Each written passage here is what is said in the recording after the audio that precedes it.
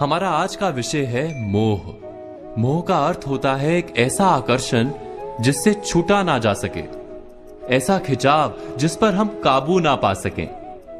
यही होता है ना मोह।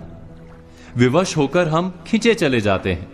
कुछ प्राप्त करने के लिए हम अपना सब कुछ दांव पर लगा देते हैं। वो मोह का पात्र कोई व्यक्ति हो सकता है, सत्ता हो सकती है, संपत्ति हो सकती है, कोई वस्तु हो सकती है, या शराब और जुए जैसा कोई व्यसन हो सकता है। जिस प्रकार लोहा चुंबक से छूट नहीं सकता, वैसे ही हम अपने मोह से छूट नहीं पाते। और हम मानते हैं कि मोह केवल हमारे प्रेम का गहरा रूप है। क्या ये सत्य नहीं? क्या हम मोह को प्रेम ही नहीं समझते?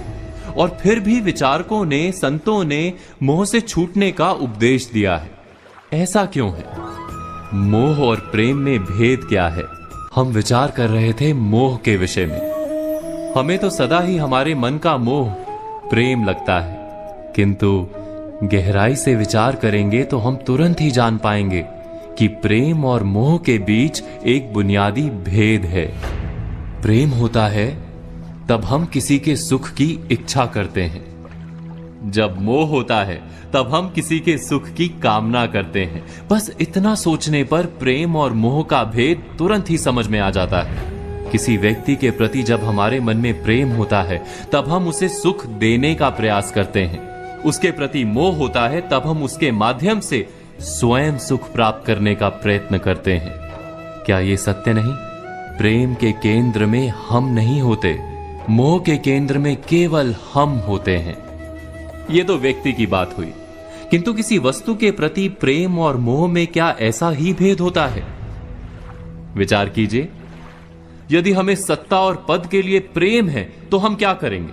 स्वयं अपने आप को उस सत्ता या पद के लिए योग्य बनाएंगे। किंतु यदि मोह है तो हम उसे प्राप्त करने के लिए किसी भी प्रकार का अनुचित कार्य करने को तैयार हो जाएंगे।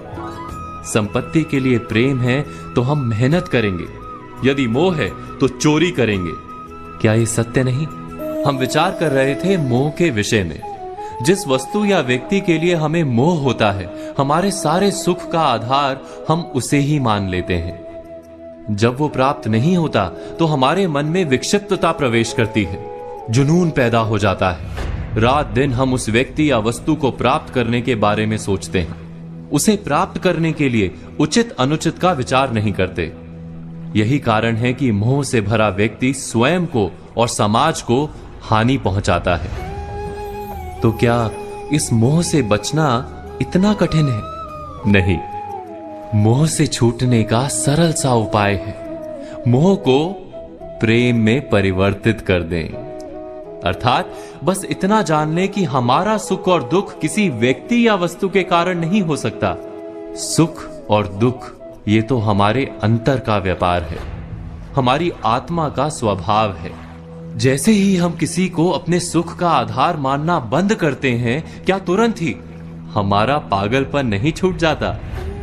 एक छोटी सी बात से ये विचार समझा जा सकता है। बचपन में खेल के लिए पागलपन था, बड़े होने पर खेल के प्रति प्रेम अवश्य है, किंतु अब पागलपन नहीं। अर्थात मोह बांधने का प्रयास करता है, इसीलिए सदा ही दुख का कारण होता है।